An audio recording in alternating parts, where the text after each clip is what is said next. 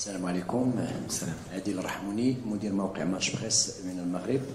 وليد ركراكي اولا هنيئا لكم على هذا العرض القيم، لان اليوم شفنا بطل العالم ينهار امام المنتخب المغربي اللي قدم عرض، خاصه الشوط الثاني لولا بعض الاخطاء اللي في التغطيه اللي ما كانتش اللي تثبتنا في تسجيل الهدف. اليوم شفنا وليد ركراكي خرج على النمط السابق انه كان ما كتكونش عنده نسبه امتلاك الكره وكيفوز. اليوم كانت عنده نسبه امتلاك الكره وكانت السيطره مطلقه وكنا قريبين من التسجيل. شنو هو السبب التغيير؟ Non, si j'ai des regrets sur ce match, c'est surtout le début de match. C'est d'avoir encaissé ce but rapidement, qui a donné encore plus de certitude à l'équipe de France pour rester dans son schéma. On avait dit que s'ils nous laisseraient le ballon, on le prendrait. Ils nous l'ont laissé, mais on a fait trop d'erreurs techniques à ce niveau-là pour pouvoir, en tout cas en première mi-temps, leur poser des problèmes. En deuxième mi-temps, on a été un peu plus, on va dire, adroit. On a moins perdu de ballon, on leur a posé des problèmes, on s'est créé beaucoup de situations. Mais on n'a pas été décisif dans les derniers 30 mètres. Malheureusement pour nous, on voulait marquer pour leur mettre le doute.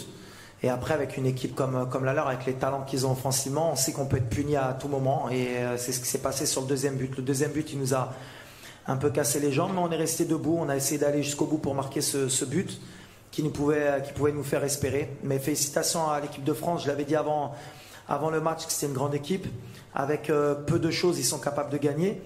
Mais où je suis content, c'est que sur l'impact dans le rythme, malgré les blessés, malgré la fatigue, on nous promettait d'être fatigués, mais les joueurs au moins ils ont donné le maximum. Et je pense qu'on les a fait douter par moments. Et déjà ça pour nous c'est extraordinaire.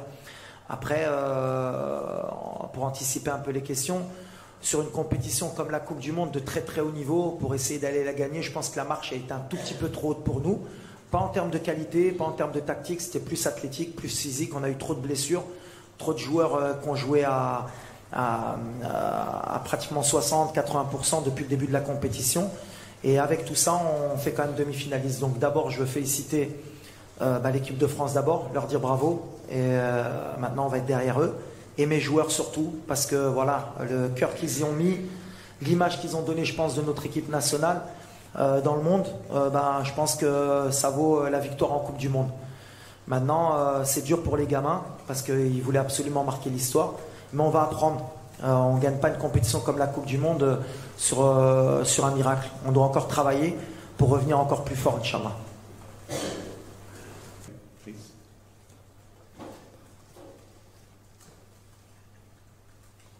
Oui, bonjour, Lionel Dangomo du journal L'Équipe. Je voulais savoir ce qui vous a amené à prendre la décision d'aligner Romain Saiss et au départ Naïef Aguerd, et pourquoi est-ce qu'il n'a pas finalement pu tenir sa place, et aussi le choix de passer à une défense à 5. Est-ce que c'était lié aux incertitudes de ces deux joueurs, notamment physiques?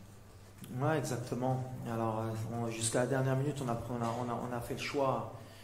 Enfin, on a attendu jusqu'à la dernière minute pour voir si Romain pouvait jouer. C'est quelqu'un qui est très important pour nous dans le système, puis c'est notre capitaine. Et on a essayé jusqu'à l'échauffement. Naïf aussi, il revenait d'une bonne grippe. Et il tenait à être là. Et moi, je tenais à ce qu'il débute parce que c'est quelqu'un qui est très important dans notre défense. Et je pensais que c'était le mieux pour nous de jouer à 3 pour qu'ils aient moins de terrain à couvrir. Et puis aussi parce qu'on a deux latéraux de très haut niveau. Et on voulait créer des problèmes avec Ndembélé et Mbappé, déjà défensivement et aussi offensivement pour les obliger à défendre. Alors, des fois, on prend des risques. On avait travaillé sur 2 jours sur ce système-là. On était plus ou moins bien en place. Après, on a eu beaucoup de déchets. Puis après, la sortie de Romain nous fait repasser à 4. Après, avec surprise, on a été peut-être meilleur à 4 aussi. On avait peut-être plus de repères. Des fois, on fait des coups. Ça me donne raison ou tort, mais j'ai aucun regret par rapport à ça. La sortie de Naïf, elle nous fait plus de mal avant le match parce qu'à la dernière minute, on a été obligé de changer. Et donc, Dari a été obligé de rentrer. Et tous ces petits détails ont fait en sorte que peut-être on n'est pas bien rentré dans le match. Mais on va apprendre, et moi le premier. Mais je pense qu'à 5, on aurait pu leur poser encore plus de problèmes si on avait tout le monde au top. Mais la sortie de Romain nous fait mal, mais en même temps, après en deuxième mi-temps, on a été bien dans notre système. Mais pas de regret. C'est l'idée, ouais, c'était d'aussi soulager Romain dans l'axe pour qu'il n'ait pas trop de courses à faire. Play the third place match, the bronze medal match now. How big is your motivation to play a match like that, and will you consider to rest some of your best players?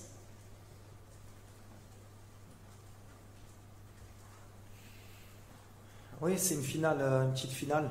Ça va être difficile pour nous, surtout mentalement. Déjà, on a beaucoup de blessés. On finit sur les rotules. J'ai deux idées. Alors, j'ai envie d'aller gagner ce match. On va tout faire pour le gagner. Mais je pense que je vais donner aussi du temps de jeu à certains joueurs qui n'ont pas eu la chance de goûter à la Coupe du Monde parce qu'ils le méritent. Ils ont été extraordinaires avec le groupe.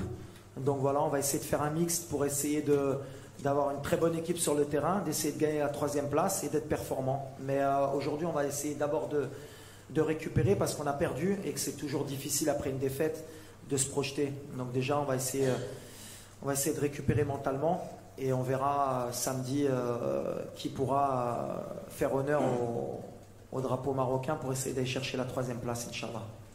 TV, coach, après cet exploit, on va dire un exploit historique durant cette Coupe du Monde, est-ce que votre prochain objectif sera la prochaine CAN? Merci.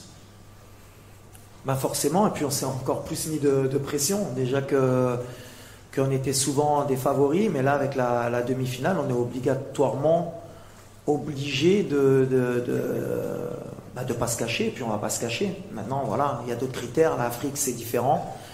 On va être attendu, mais on a un an pour se préparer. Déjà, je pense qu'on va mettre un peu de temps pour digérer cette compétition. Heureusement que le prochain rassemblement, c'est en mars. Mais je l'ai dit la dernière fois, moi, sur mon contrat, je me cache pas, hein, je suis ambitieux. J'ai dit que si on faisait pas minimum demi-finale, je partirais. Et c'est comme ça qu'il faudra faire. Mais ouais, on va y aller pour la gagner. Mais attention, il y a des clients en Afrique aujourd'hui. Ça a progressé. Quand on voit les absents à la Coupe du Monde, que ce soit la Côte d'Ivoire, l'Algérie, l'Égypte, plus les 5 qui ont participé, plus le Nigeria. Voilà, il y a au moins 10 équipes qui vont postuler à cette CAN. Et on va faire partie d'elle et on va y aller avec humilité aussi. Mais on travaille, on progresse, mais on a envie de la gagner. English newspaper, The Guardian. I wonder if now that it's come to an end, if you have a sense of the enormity of what Morocco have achieved, a sense of the impact this has had globally, and what that means to you and your players, and what you said to them after the game.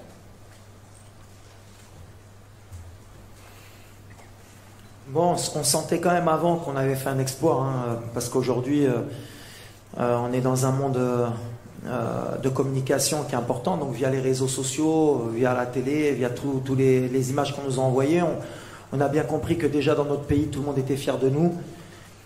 On est déçu pour le peuple marocain aujourd'hui parce qu'on voulait les faire rêver jusqu'au bout. Maintenant, on va digérer aussi parce que, en fait, c'est compliqué. On est heureux d'avoir fait ce parcours, mais on sent qu'on n'était pas non plus aussi loin d'un très grand exploit. Mais ces petits détails qui font qu'on peut être champion du monde, aujourd'hui, on l'a quand même ressenti que les petits détails sont très importants. La profondeur de banc, arriver à 100% en demi-finale, c'est ce qu'on n'a pas su faire.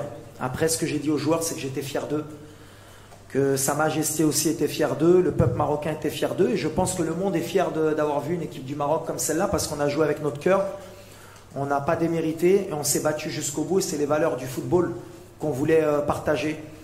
Et on a, je pense, non seulement donné une belle image du Maroc, mais une belle image du football africain. Et ça, c'était important pour nous aussi, parce qu'on était déjà un représentant de notre pays, mais de notre continent.